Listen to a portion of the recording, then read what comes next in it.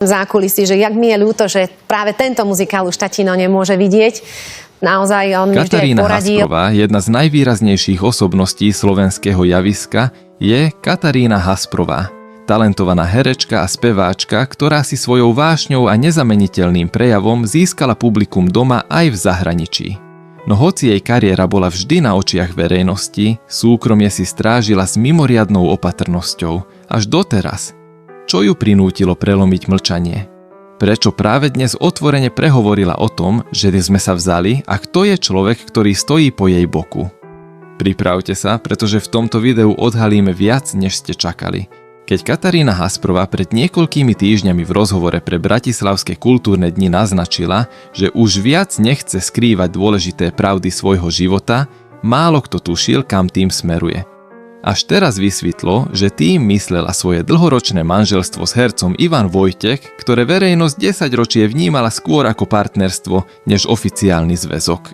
Hasprová prvýkrát otvorene priznala, že ich vzťah sa stal pevným prístavom už dávno predtým, než si v septembri 2017 povedali áno na Bratislavský hrad.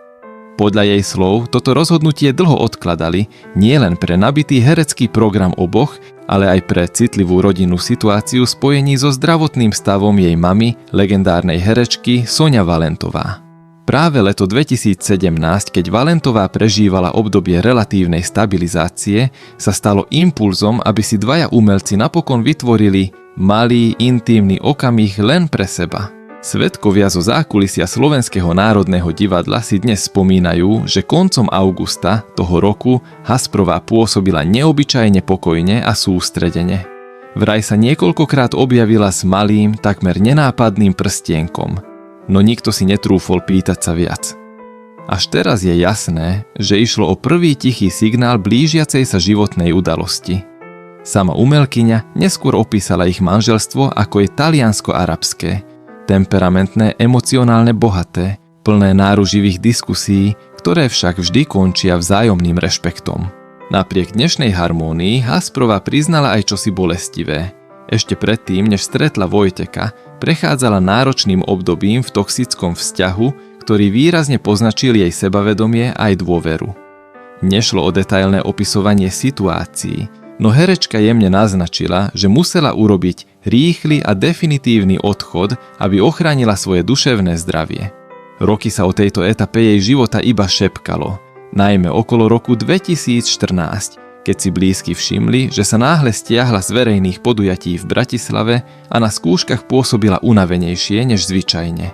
Až teraz potvrdila, že išlo o následky ťažkého obdobia, ktoré však prekonala aj vďaka profesionálnej pomoci a podpore ľudí v divadle. Kľúčový moment obratu prišiel v roku 2015, keď počas spoločného účinkovania na javisku štúdia L+S medzi ňou a Vojtekom vzniklo hĺbšie porozumenie. Sama priznáva, že práve jeho pokoj, humor a schopnosť vytvoriť bezpečný priestor jej postupne vrátili dôveru. Nie je to príbeh z románu. Je to jednoducho človek, ktorý ma naučil znovu dýchať, uviedla v najnovšom rozhovore. Dnes už nemá dôvod skrývať, že ich manželstvo je pre ňu zdrojom stability. A hoci stále chránia súkromie, rozhodla sa potvrdiť to, o čom sa dlho iba diskutovalo. Že mužom jej života je práve Vojtek, partner, ktorého po rokoch ticha konečne predstavila verejnosti. Osobný život Katarína Hasprová vždy vyvolával prirodzenú zvedavosť, najmä preto, že si ho dlhodobo chránila oveľa dôslednejšie než svoju kariéru.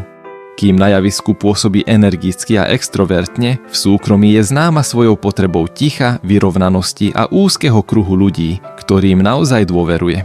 V Bratislave žije pomerne pokojným tempom, často ju vídať v okolí Starého mesta pri ranných prechádzkach, ktoré si necháva ako rituál pred skúškami. Blízky hovoria, že je človekom systematickým. Doma vraj miluje poriadok, starostlivo si archivuje scenáre a hudobné materiály, no zároveň dokáže vytvoriť útulnú atmosféru plnú rastlín a jemného svetla. Jej domov býva miestom, kde si dobíja energiu po náročných predstaveniach. Vo svojom súkromí venuje veľa času aj mame, herečke Soňa Valentová, ktorej zdravotný stav sa v posledných rokoch mení. Hasprová ju pravidelne navštevuje a viackrát priznala, že práve rodinné väzby sú pre ňu hodnotou, ktorú neuprednostní pred ničím iným. Rovnako dôležitý je pre ňu aj manžel Ivan Vojtek, s ktorým si vytvorili prirodzene rozdelený rytmus dňa. Obaja pracujú v umeleckom prostredí, no dokážu si nájsť čas na spoločné večere, cestovanie po Slovensku či návštevy menších regionálnych divadiel, ktoré podporujú. Zaujímavým detailom, ktorý Hasprová doteraz zriedka kedy spomínala, je jej vášeň pre výtvarné umenie. V súkromí maľuje malé figurálne skice, ktoré však nikdy verejne nevystavovala. Hovorí, že jej pomáhajú spracovať emócie z práce, najmä po náročných dramatických úlohách. Hoci si svoju osobnú zónu starostlivo chráni, postupne zdieľa viac z toho, ako vyzerá jej každodennosť. Pokojné dopoludňa s hudbou, večery pri textoch nových piesní, pravidelné návštevy divadelných skúšok, aj radosť z obyčajných stretnutí s priateľmi v bratislavských kaviarniach. Je to život, ktorý nepôsobí okázalo, ale autenticky, presne tak, ako pôsobí aj ona sama. Hoci Katarína Hasprová je vnímaná ako umelkyňa s čistým profesionálnym kreditom a jej kariéru sa v minulosti dotkli momenty, ktoré médiá označovali ako kontroverzie. Nešlo však o škandály v bulvárnom zmysle slova, skôr o nedorozumenia a pracovné napätia, ktoré prirodzene vznikajú v umeleckom prostredí. Jeden z najdiskutovanejších momentov prišiel okolo roku 2010, keď sa v Slovenskom národnom divadle objavili informácie o zmenách v obsadení pripravovaného muzikálu. Niektoré médiá vtedy naznačovali, že Hasprová bola náhle stiahnutá z projektu a špekulovalo sa o údajnom konflikte medzi vedením a umeleckým súborom. Hasprová však neskôr situáciu vysvetlila spokojom. Išlo o bežné produkčné úpravy a rozhodnutie nestálo na osobných sporoch. Umelkyňa zároveň zdôraznila, že tvorivý proces býva plný zmien a rešpektuje ho ako prirodzenú súčasť profesie. Ďalšia situácia, ktorá vzbudila pozornosť novinárov, nastala v roku 2014, keď sa kvôli zdravotným problémom jej mamy, Sonia Valentová, dočasne stiahla z viacerých predstavení. Niektoré médiá to interpretovali ako jej náhle prerušenie kariéry, čo vyvolalo šumy o jej pracovnej stabilite.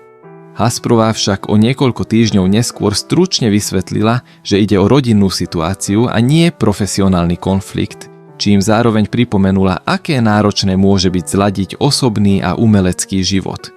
Zaujímavé je, že retrospektívne sa mnohé z týchto situácií ukázali ako výsledok prehnaných interpretácií. Kolegovia z divadla opakovane uvádzali, že Hasprová vždy pôsobila ako disciplinovaná a korektná profesionálka. V zákulisí bola známa skôr tým, že konflikty nevyvoláva, ale naopak pomáha upokojiť atmosféru. Ak sa teda o jej škandáloch hovorí, skôr to odráža citlivé prostredie divadelného sveta, kde aj drobná organizačná zmena dokáže prerásť do titulkov.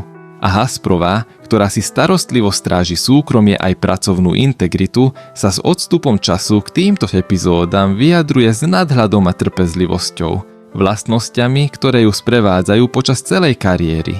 Popri hereckej a speváckej kariére je Katarína Hasprová dlhodobo známa aj svojím nenápadným, no vytrvalým pôsobením v oblasti spoločensky prospešných aktivít.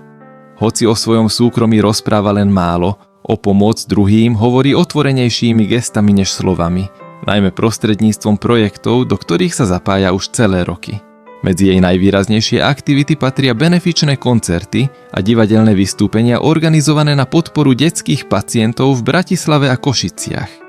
V roku 2018 sa zúčastnila cyklu podujatí venovaných vybraným nemocniciam, kde svojim vystúpením podporila zbierku na modernizáciu oddelení rehabilitácie.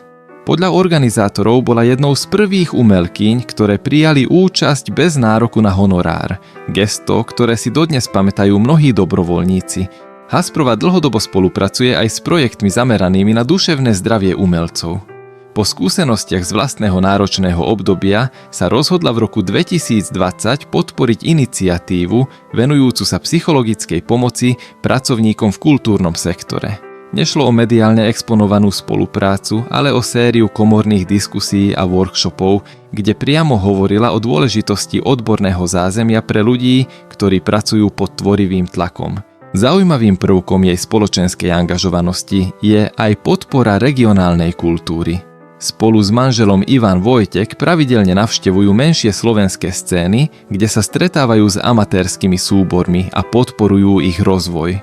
V V roku 2022 takto pomohli zorganizovať malý festival v Trnavskom kraji, ktorý sa následne stal každoročnou kultúrnou tradíciou. Pre Hasprovu je charakteristické, že svoje charitatívne aktivity neviaže na veľké mediálne kampane. Skôr ich prepája s hodnotami, ktoré presadzuje aj vo svojej práci.